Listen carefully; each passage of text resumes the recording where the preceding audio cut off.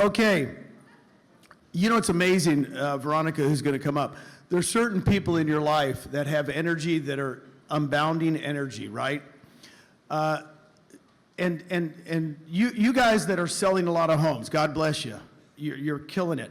And she says, Gene, forever I was selling tons of homes, tons of homes. By the way, 2 years in a row, they've been the #1 team in selling homes at EXP, right? But the thing is, she says, you got to understand, her biggest achievement is for over a year, she was working on someone that was at another company that had 3,200 people on their team at another company, rev share team. Could you imagine? And it just took the Veronica, I call it the Veronica, other people would give you another name to it. It takes the Veronica to call that person. Get in relationship. That's what I want you guys to do when you get out of here. I asked you to do it already, right? She is more proud of that than being #1 in sales. She doesn't even have a last name. She's just, let's give it up for Veronica! Woo!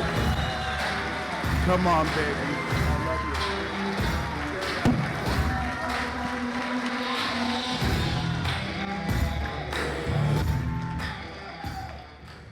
Proud of a lot of things.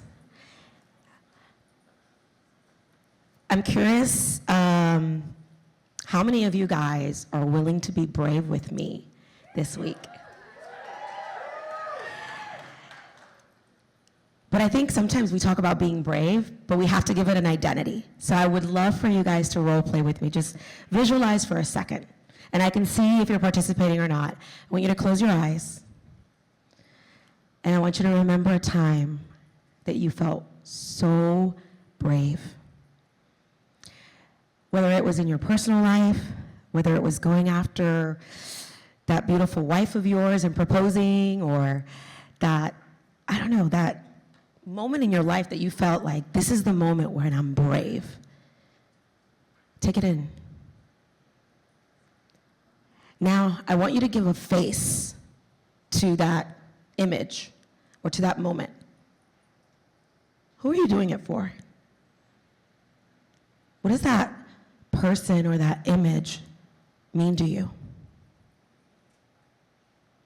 I want you to sit in it for a second and imagine yourself now celebrating your next big, brave, bold move that you are holding back on doing. But now look at yourself on the other side of doing it and remember who you did it for. And I want you to just sit in that feeling and celebrate you being brave.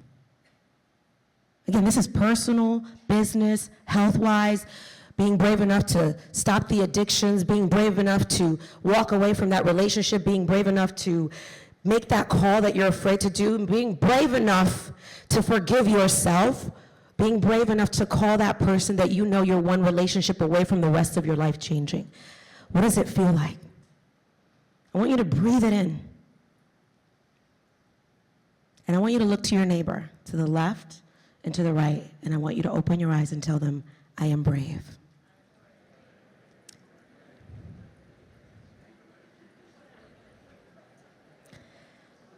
Guys, that's why we're here today. We're making a decision to change our lives, change the people's lives that we love, and the people that we are blessed to come into contact with. We're blessed enough at EXP, obviously, to be in the same industry and share best practices and, strategies. And you guys are gonna get tips. How awesome was Bill Pipes this morning? You're gonna get tips. The girls with grit, like those ladies are amazing. James, I'm not gonna talk to you about how to build a funnel. I'll leave that to the smart people. What I'm gonna do is hopefully inspire you to be brave enough to recognize that you're one partnership away from the rest of your life changing. And that partnership is in this room. I want you to look to your partners. Yeah, because they're your future partners. Look to your future partner and say, hi, partner. Because that is what it's going to take for us to grow this company to 1 million agents, okay? What it's gonna take is all of you to finally give yourself permission to be brave enough to know that you are one relationship away from your business changing. Did you not hear the stories of my dear friends at Girls with Grit, how their vision started here, internally in this amazing company? You have your next mentor, coach, strategist, person who's gonna help you build your team, help you build your YouTube. If you don't know who is crushing it here at this company right now in the area that you're perhaps feeling stuck, I want you to be brave enough today to make the commitment to say, I'm not leaving here until I make that connection that I need to take my business to the next level. Sometimes we don't have to look outside. Sometimes the answer is right in front of us. And many of you guys were looking for, the relationship that will give you financial alignment. When I think a lot of times you need to seek the relationships that will give you the currency, the value, and the relationship that's going to inspire you to level up. So, I'll give you a little story. For me, the image of being brave, when I close my eyes, is my mom and my mother-in-law.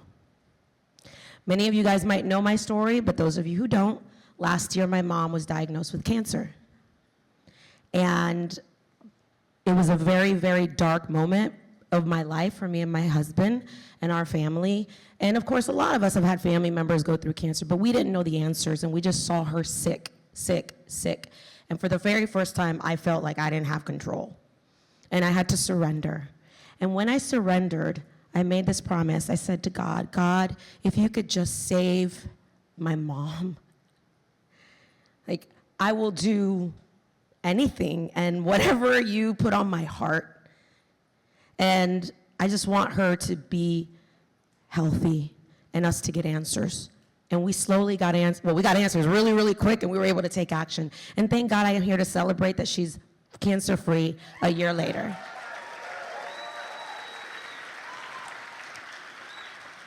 But I had made a promise, and my promise was to, the man upstairs. I said, I was kind of negotiating with God. And I'm a good negotiator, but this one I was a little lost. I said, but if you do this, I am committed to honoring you and doing what you put on my heart. And last year when my mom was, we thought we were gonna lose her, I was losing friends who were my partners at this company. I was like, are they forming a coup that while I'm down, they're gonna try to hurt me? But then I remember, I said, God, remove who doesn't serve me.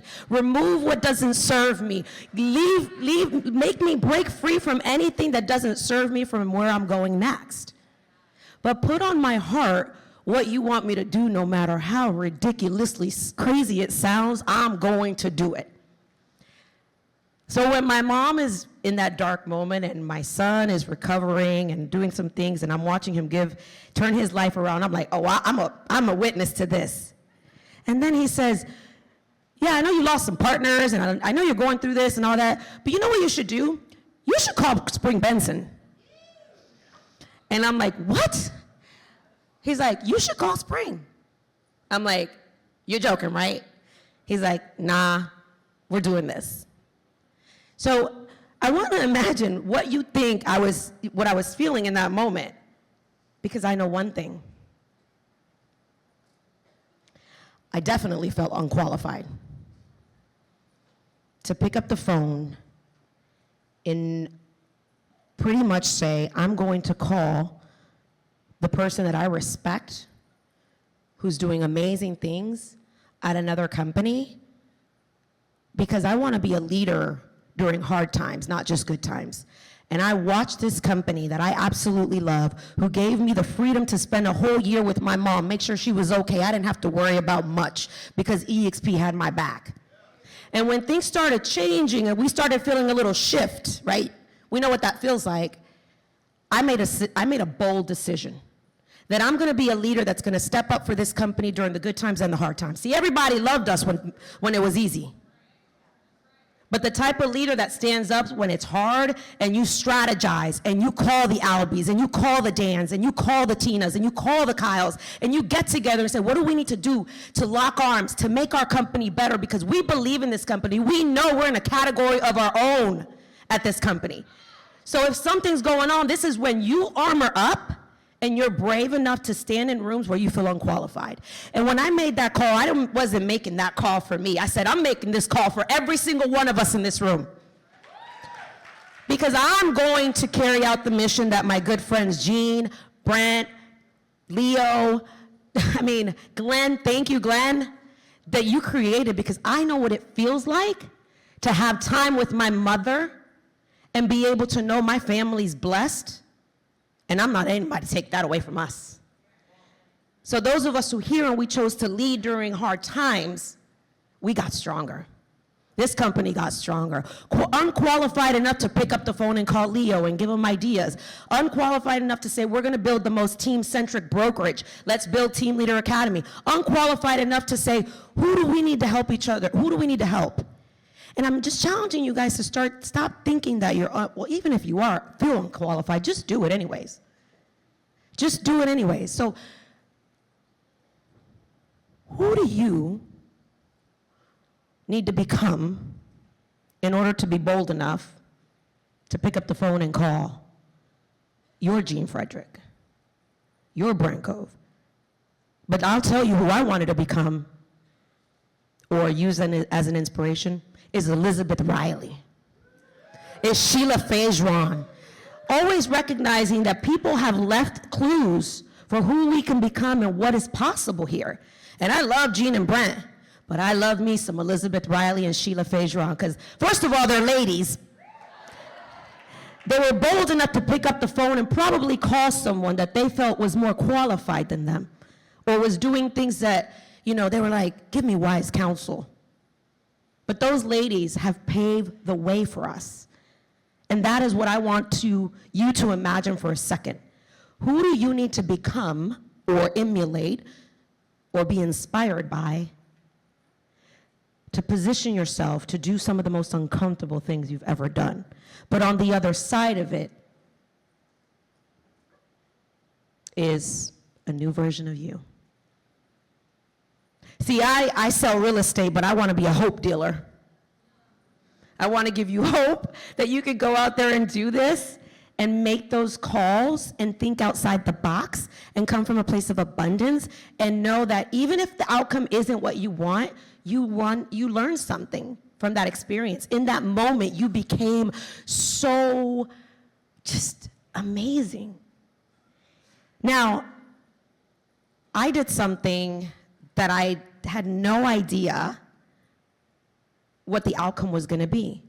Completely unqualified, untrained, I decided to hike a mountain called 29029. Has anybody ever heard of that? So I'm going to tell you a funny story. My husband had trained for about 6 months to 8 months for this hike with his best friend. And I was watching the hype, and I was watching all the people that are doing it, and I was like, gosh, I want to do that with them, low key. And the drunk monkey in my head would tell me, you ain't qualified, girl. You ain't got no business climbing that mountain. And those of you who might know a little bit of my story, I climbed a mountain once and I actually passed out. So we have a rule in my family, Veronica and mountains don't meet. That doesn't mix. But I wanted to climb the mountain. And I was also told, it's impossible to get in. It's sold out. And my friend says to me, if anybody could get in, it's you, V. I was like, you know what? You're right. And my husband says, V, let's just table that. I want to enjoy my climb. I don't want to be worried about you getting hurt. I was like, no, babe, I'm going to be a paid spectator if I get a ticket. I called my buddy Brian Gubernick. He's like, V, there's no way you're getting in. I said, okay. By this time, Spring had told me no 20 times. I was like, I'm going to get on that mountain because she's going to be on that mountain. And she'll tell her story. But my husband was like, babe, this is my mountain I'm climbing. I get a call. V, you in? Somebody can't make it, and the ticket's got your name on it. I was like, oh, I'm in. I didn't even have hiking boots. But I was curious. I was like, what if I can make it up 1 ascent? I mean, that feels like pretty badass. What if I make it 2 ascents? It's 8 total, equivalent to Mount Everest. And I'm like, oh, baby Jesus. But I said, you know what? And it's beautiful what happened. I connected with so many people on that mountain. And I walked my own hike, my own race, it was a beautiful experience. And as I'm walking through Mount Whistler and I'm looking at all these positive signs, and it's just reaffirmation that I'm exactly where I'm supposed to be. My husband did his part, I did my part. I think I did, 2 ascents, equivalent to Kilimanjaro? I think that's badass for someone who's never prepared for that.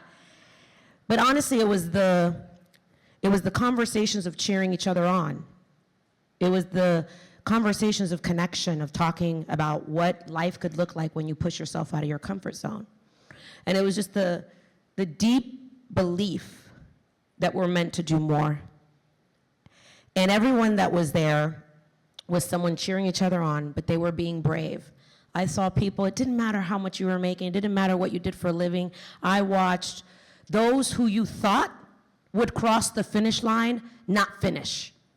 And those who didn't appear to have any business being there, finishing and crossing the finish line with their 80-year-old father, or the person who had just lost 100 pounds, breaking down and saying, I am brave. I'm brave enough to do this. I felt brave for being there, cheering my husband on, pushing myself out of my comfort zone, showing up even though he didn't want me to. And then after, when we celebrate our partnership with Spring, he's like, babe, I'm really glad you climbed that mountain. I'm like, me too, baby. But I'm going back. When have you felt unqualified and you still showed up? Some of you guys in this room don't even believe you belong here.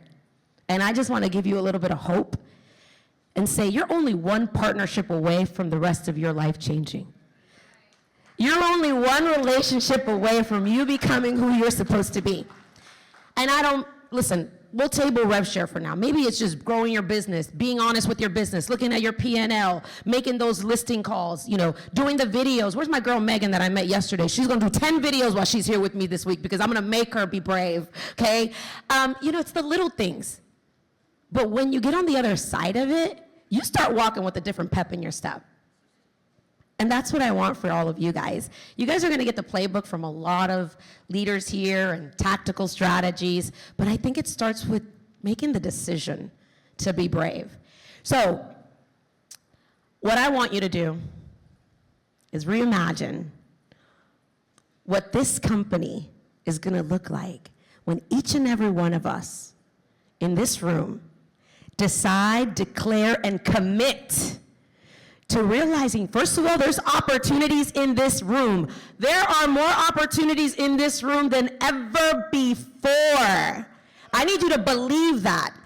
I need you to know that your business is going to thrive because you were bold enough and brave enough to ask for help and to finally invest in relationships that are going to help you. If you suck at AI, who are my AI experts? Raise your hand. You need to go meet them. Who's good in funnels?